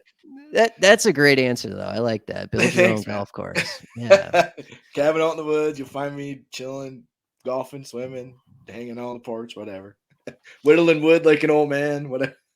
Hey, that sounds great. That sounds really good. Slow pace, Nice. All right. So how about here? I'll group these a little bit different. So this is a little weird, but if you could time travel and go see one event in history, what would it be and why? And it can be anything you want. It does not have to be a historical event, although that's the most common answer. It could be, I had someone the other day say the birth of their cat because they never saw their cat being born. Yeah. This one, when I read the question, I felt like I was in a blank thought at first because it's like holy shit, I got to come up with something really cool. And the first thing that popped in my head was I would love to go back in time and watch how they built the Great Pyramids. Because Ooh. that baffles me, man. These immaculate giant structures without the use of any modern technology. What we think. Who knows? We weren't there. I would love to see how that all went together. That shit blows my mind. It really does. I'm just enamored by it. Dude, that is a great answer. I've never heard anyone say that, and I think that's it. That that like Stonehenge, like see Yeah. how they did it, because there's a lot that goes into that. Like how did they construct something that big that back then? How did they mathematically get like all the angles correct? And Yeah. like from space, it has like coordinates to it and stuff. Like how the hell Yeah, did they dude. do that? Like, yeah, it's exactly my thoughts, man. And that's the first thing that popped in my head after my mind went blank. Like, those are the exact thoughts that filled my head. So I was like, well, that's it. That's what I would do. Nice. All right. Hey, that's a good answer. That's a good answer. So, all right. So, on the heels of that, do you think there's other intelligent life in the universe beyond us? Yes, I do. Yeah. I wouldn't consider myself a conspiracy theorist, but yes, maybe I am. Maybe I am sometimes. Depends what the hell it is. But yes, I do think there is intelligent life out there other than us.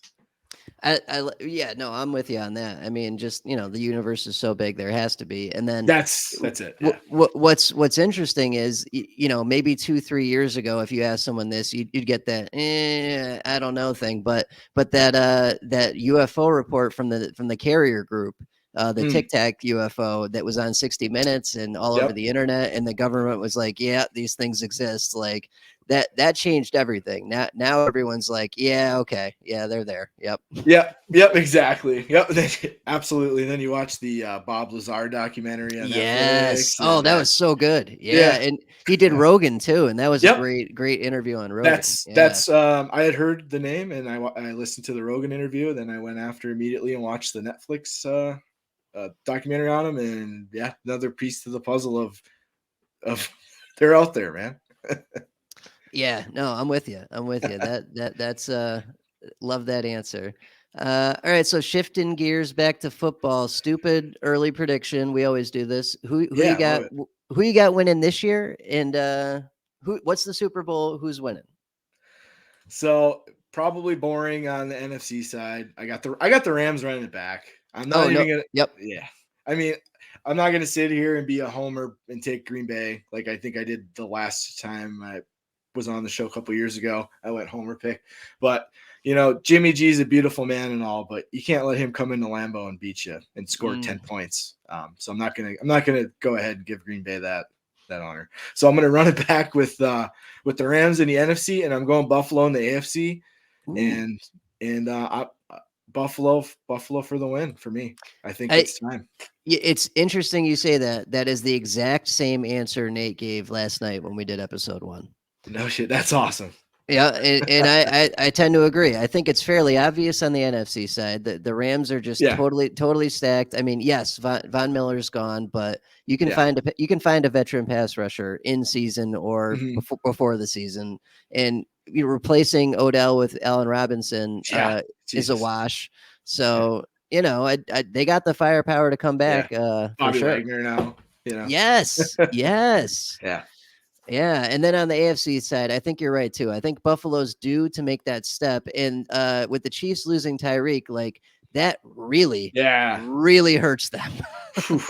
I agree, dude. I mean, that guy is a game wrecker. Like he has everybody in the NFL's fast, right? Well, the fast guys, 330-pound linemen aren't fast per se, but there's fast wide receivers, guys that are stupid fast.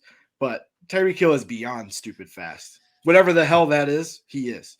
Like his stop and go and speed is like when you look a level above other NFL players, maybe he's an alien. I don't know.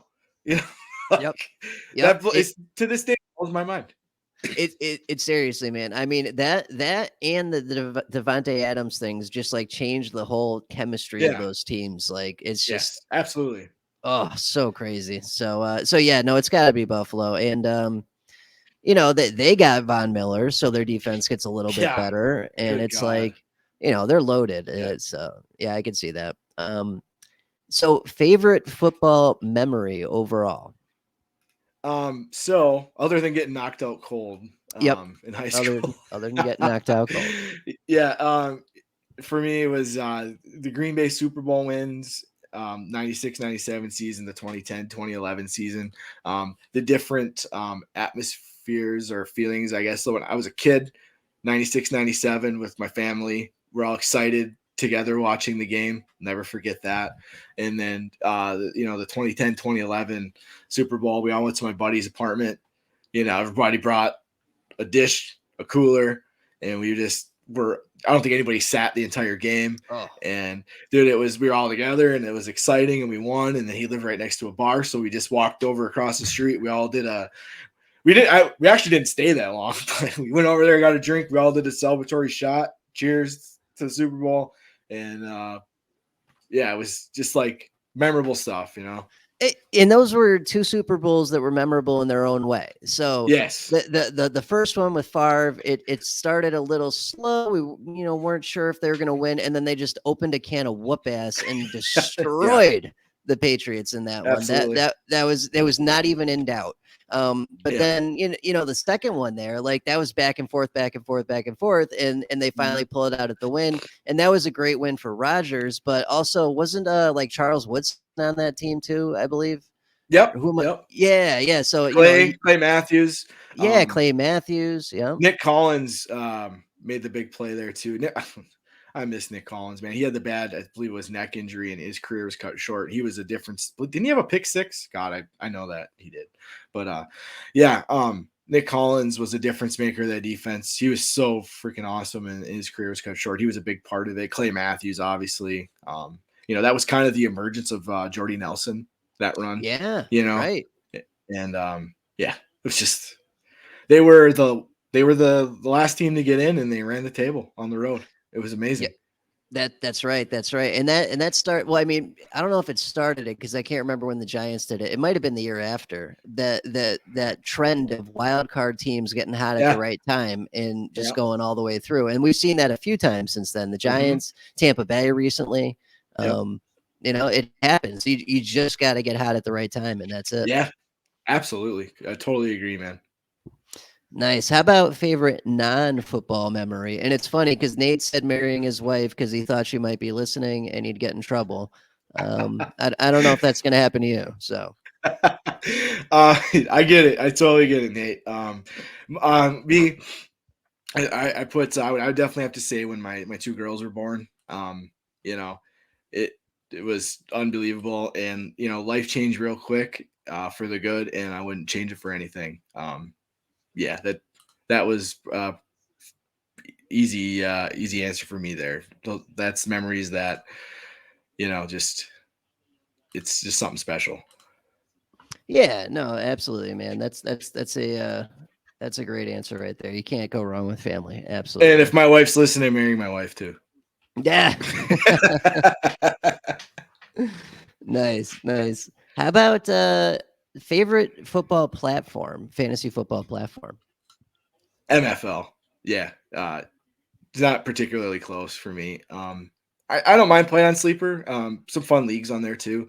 But like I said, when we first started the show here, I started my first league on MFL. I've been on there ever since, and that's where I want to play. But yeah, I mean, I do have a few leagues on Sleeper and whatnot. But MFL for me, if it were up to me, they'd all be on there.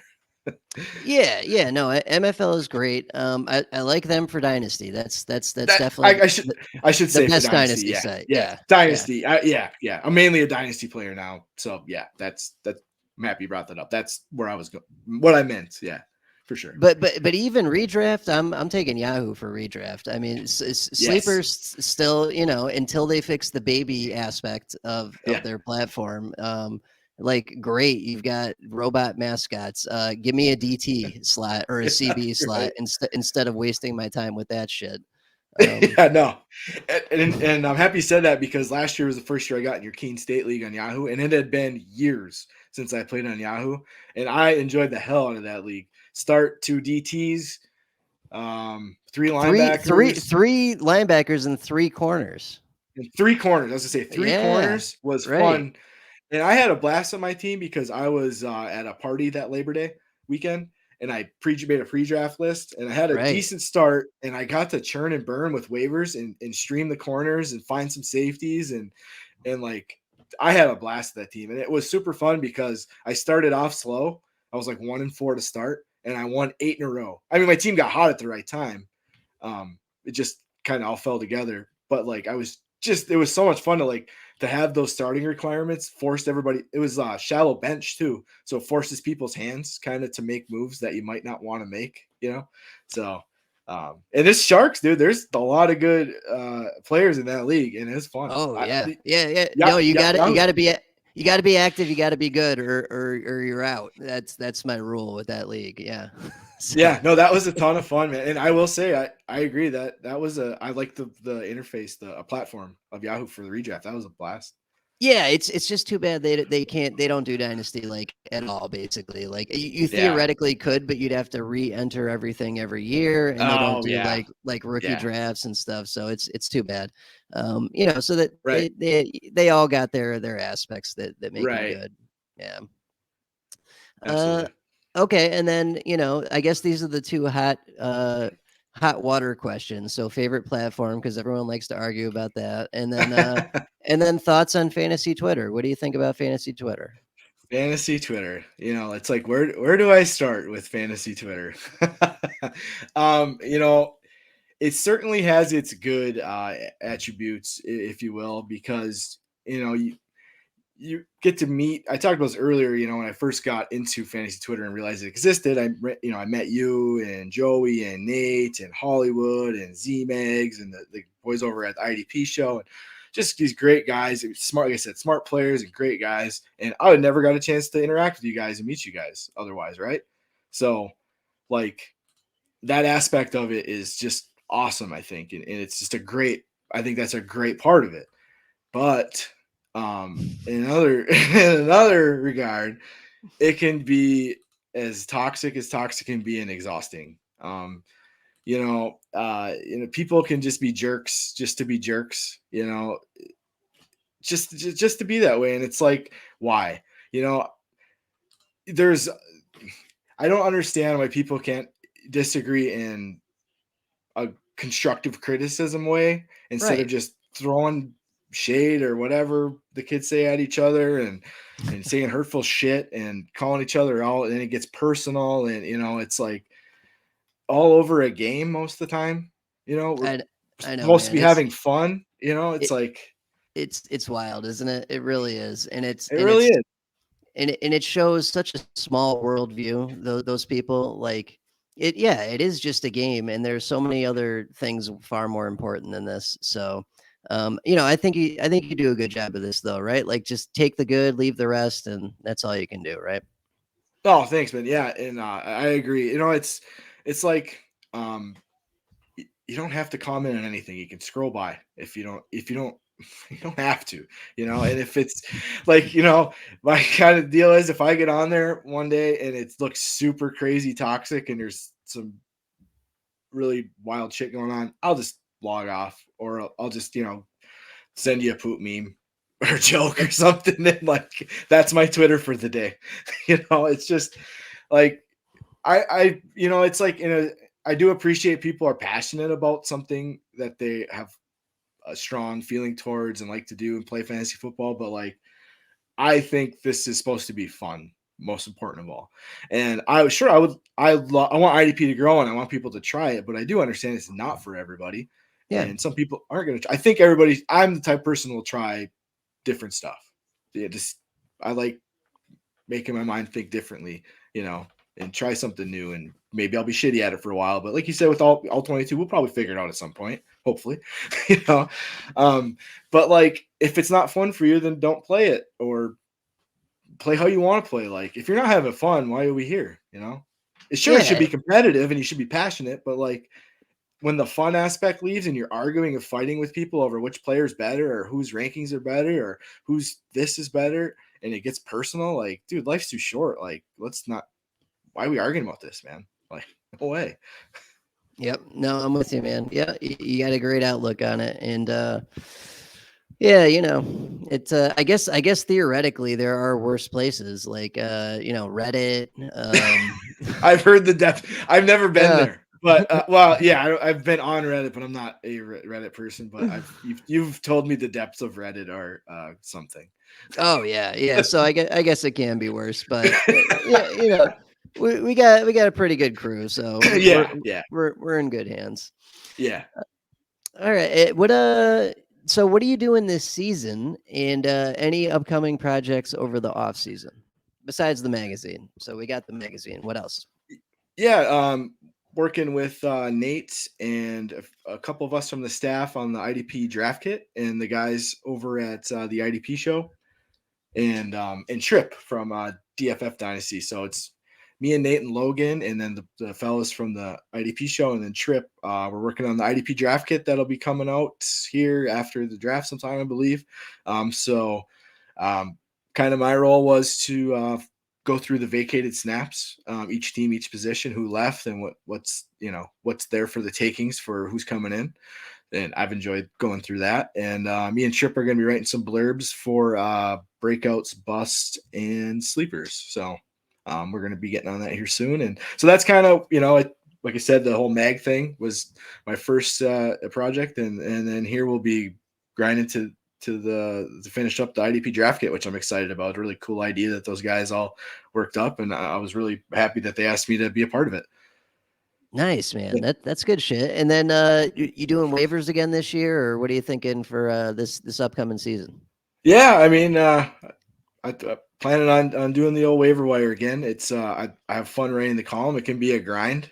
I still can't even fathom how the hell you wrote 20,000 words of the monster for all them years, dude. I mean, I knew your process because you told me how you know your process and everything, but like I still don't know how you did it. And so much respect. That thing was just so full of knowledge and nuggets and everything you needed to know. Like, dude, that thing was, it still is. The audio form's fantastic. But my little mini waiver article can be a grind. What I'm trying to say is my little, 1,500 to 2,000 word waiver wire article can be a grind through the season. I can't even imagine how much of a grind the monster was all those years. Oh, thank you, man. I appreciate that. And it's, that's a good point. Like the season itself is a grind. Like that's what separates people. Like every off season we get this, it's not just us, it's everywhere. There's this whole slew of writers come in and I'm going to do this and I'm going to do that. And this is going to be this and this is going to be that. And it's like, I always, me and Nate always joked about this. I treat them like privates in Vietnam with like their 17-minute life expectancy. You know what I mean? Like until you give me an actual season and show that you can put shit out every single week throughout the entire season, like I don't believe you. I don't believe you. I get it. It's not easy. That's that's not to get back in the whole fantasy Twitter thing. That's what I don't understand is like it's people put their time into stuff just for people to go out of the way to shit on it. Yet they're doing this because they are trying to help you, and it can be such a grind to do it week to week, and people go out of their way just to be assholes to people for no reason. It's like I'm not going on that whole tangent, but that's part of but it's so much work, and you put the time in because it's a labor of love per se, or you just enjoy doing it or whatever. But like, it's like you said, it's not easy to do for a full season. It's really not, man. It's not, and just the writing, the editing, the publishing, the consistency, making sure you get it every week. That's just part of it. The other whole part is you're paying attention 24/7 to know this Yes. stuff in the first place. Like, yeah, exactly. Yeah, no, exactly. Like my process, which is, yours is a bigger scale of what I was doing with the waiver article is, I basically the games happen Sunday. I don't write about the Monday players because my article gets written Monday night after I get home from work or whatever. I go through, I look at who produced for the week. I go through what kind of snaps did they look at. We look for, as you like, I love the term, is this a flash in the pan guy? Is this guy worth that mouse click? And you got to make that decision. And then you look at, okay, who played, if you're looking at linebackers, who led in snaps, this guy played how many did he split with this guy? Who do I think is a better player? Who's got, you get like this limited amount of time to absorb all this information from a crazy Sunday of football. So yeah, it can be Right. a little much at times. Oh, it definitely can, but it is nice when we get to that last week of the year, and Yes. we wrap up, and like my favorite time of the year every year is in the Slack chat. Well, it's not Slack anymore, Discord now, but Yeah. when the titles come in, right? When Yes. Yeah. everyone's reporting the titles, and Yeah. hey, thank you guys for this, thank you for that. Like this last year, when Joe, our favorite Joe, Joe Oh, Joe, G. dude. Yeah. Yeah, Yeah. what won his second title in a row in that league. I was so happy for him because I was doing his corner streaming for him for the last few weeks, and I set him up perfect. It was like Nice. Kendall Fuller against Tampa Bay, ding, and then AJ Terrell against the Bills. You remember that week? Like Oh Terrell. yeah. Oh, dude, Yep. Terrell blew the hell up. And Yeah. then Oh I yeah. think I did Darius Williams against the Seahawks too. So Yep. Yep. it was like bing bang boom, and he takes home the title. And it was like, that semifinal game, his offense won it for him with Devontae, but the finals game was all IDP that won it for him. And Yep. he was like, thank you guys so much. I take back everything I said. All my guys were great. Like I couldn't have Yep. done it without you guys. Like, Dude, yeah, absolutely. It's so awesome, man. That's what it's all about, right? It's that is such a great point. Like that end of the season when the titles come flowing in, it's like, hell yeah, man. We're giving out the virtual high fives, and it's awesome. It's rewarding, right? It's awesome. yeah, that's the good stuff, man. We just got to remember what, the reasons why we're doing it, and Yeah. that's the good stuff. All right. So anything you want to plug, Twitter handle, anything like that, the floor is yours. Fire away. Yeah, my Twitter handle, at kbell54. My DMs are open if you have any questions, whether it's regarding rookies or draft or IDP or fantasy in general or music, or just want to shoot the shit about anything, man. Always available. Hit me up anytime. You can find me over on the IDP Nation cast with a podcast with Hollywood. Our schedule can be all over the place, but we're trying to get out at least once every couple weeks here. We talk IDP, we talk nonsense, and I always say this: he fires me every week, and then but he calls me back, and it's a lot of fun. It's a pretty there's some good information there, and there's a lot of nonsense, which makes it fun, and it's a lot of fun, and yeah, it's I'll be around this off season. I'm not sure after these couple projects how much I'll be writing, depending on how much time there is. But I'm always hanging around and willing to answer questions, or like I said, just talk about anything or whatever. And I just want to say thanks a lot, Johny, for having me on here, man. This was awesome. This was really cool. I love that you're doing this. It's fantasy football. It's a look into who the writer is as a person, I guess, as well too, like you said, and talk about other stuff and some fun stuff, some serious a little bit stuff, and some fantasy stuff. And man, this was really cool. It was great to hang out with you, man, and I appreciate you inviting me on. Yeah, no doubt, man. No doubt. I do have one question that's not going to surprise you to end us up here. Let's do it. So is most road rage poop related? Yes. Always is. Yes. I remember my mom's one friend, her husband was a cop, and I'd always ask him about that. What would you do if you pulled someone over who was speeding and they had to shit? And he'd always say, write him the ticket. Oh, wow. I don't know if he was serious or not, but we always used to laugh. He'd always laugh, I just in road rage, I was like, road rage, man. You're pissed, you're speeding. We always used to laugh about that. But yeah, it is. Yeah, road rage is poop related. Absolutely. And what's funny here is that I was telling Nate this last night. I got a good 30 people on this list for this show before the season kicks off, and I'm gonna do all 30 of them, no doubt. When I fucking say something, it's happening. So it's happening, dude. It's happening. Yeah. And I guarantee you, 29 out of 30 of these people are gonna say that all road rage is poop related, but the one person who's gonna say no is Sean. He will not. Yeah, there's no way Sean will not. I remember that from when it first came out. That was the first thing after that episode back in the old show. I messaged you instantly, and I was like, "It's a thing, dude. It's a thing." Oh shit. All right, buddy. Well, thank you much. I appreciate it. I kept you a little long here, but I definitely No. do appreciate it. And it was a good time, and good talking to you as always. And I'll see you on the Twitter sphere. And thanks again, my friend. You bet, man. Thanks for having me. And this was a blast. It was great catching up and getting to hang with you. Yes, sir. All right, we're out, people. We'll see you next Monday. Later.